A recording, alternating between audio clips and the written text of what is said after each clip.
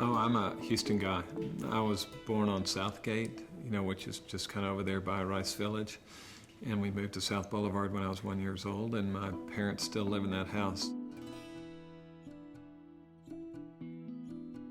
Well, it's hard to apply grown-up logic to teenage decisions, but it was actually a pretty good decision.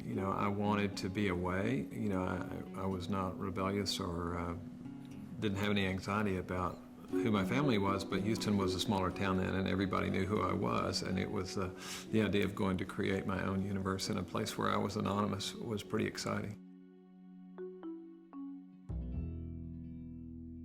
Well, I took a year off and I campaigned for my father. He was in a campaign cycle, and so I did the small towns, lots of those in Texas, and you need family members to cover a state this big, so I did a lot of public speaking on behalf of my dad for 9 months, and then he won, and I had applied to law school and gotten in and deferred that.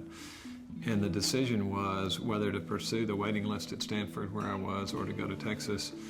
And probably an offhand comment by my father sort of said, well, if that's going to be your professional network the rest of your life, why wouldn't you be classmates with the people that are otherwise going to be around you in the professional world in Texas? And that was probably good advice.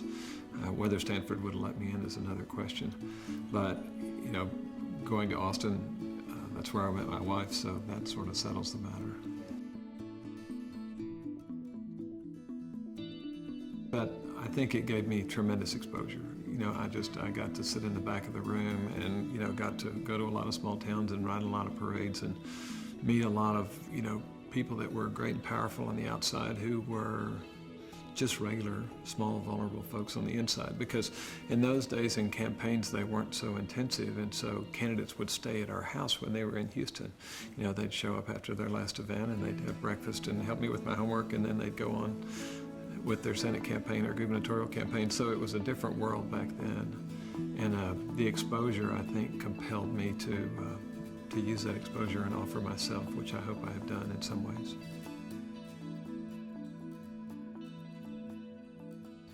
I think very important. If you know my father, and he's not easy to know, he is transcendent in whatever his sense of accountability is. He's not a deeply religious person, but he doesn't care about money, and he has a long-term perspective, and he doesn't much care what people say this afternoon or tomorrow. And so I think that gave him a great stability as a public servant, is that people knew that you couldn't knock him off his game, and you couldn't buy him, and you couldn't scare him. Well, Greater Houston Partnership, I know you know, but for the benefit of your audience, is a mashup of the business advocacy group, of the Chamber of Commerce function, and of the economic development function. And so it's been interesting trying to reshape the organization around our new president and CEO, Bob Harvey, who's incredibly capable, so that it can do the gripping and grinning, the glad-handing part, the trade mission part that goes with economic development, but also be purposeful. So, we have some goals. On the public policy side, on the economic development side, we're going to have metrics, we're going to hold ourselves accountable. We're going to draft CEOs not because they need another meeting every month, but because we need them to do certain things, and we're going to have well thought through strategies, and we're going to succeed or fail at those certain things.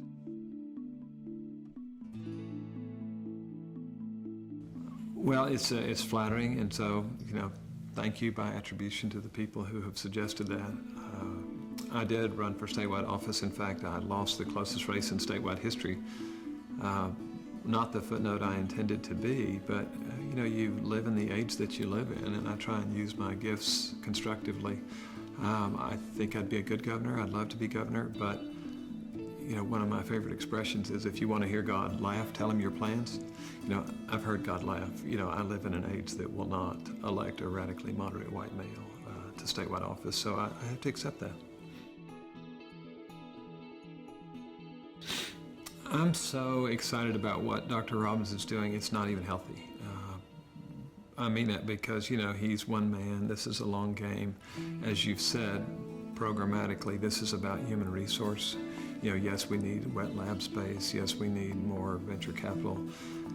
But mostly, we need the commercialization class. And, we get those people one by one. And your role here is tremendously important. Biotech, healthcare has always been the opportunity in Houston, but people always went about it by saying, well, if we have research, then we have all sorts of low-hanging fruit. It's not low-hanging, it's hard work, and it takes a long time. But the biotech med cluster here now has an opportunity because it has a sponsor who has standing and perpetual funding, and that's the Texas Medical Center under Bobby Robbins.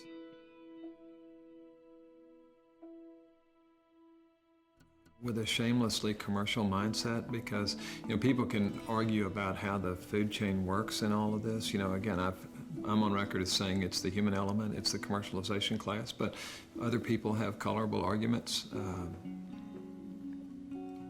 But the thing that you guys are doing over there is the big C, and that's commitment.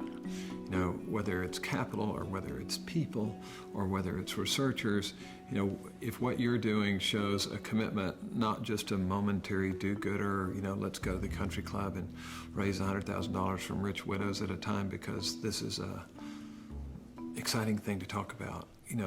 No, let's get a Fortune 500 biotech retired CEO and say, this game is for real. We are going to do the difficult triage, even if it's a star researcher's project that has to hit the floor.